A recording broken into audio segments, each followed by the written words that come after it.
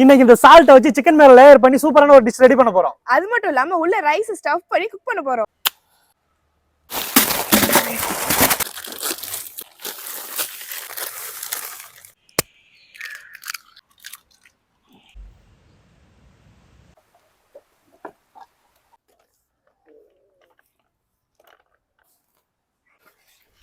Okay வச்சிரு.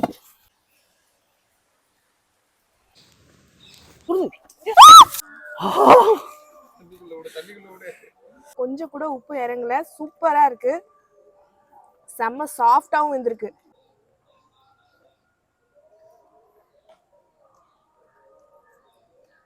அதுக்கு முன்னாடி இதை எடுத்து வச்சுப்போம்.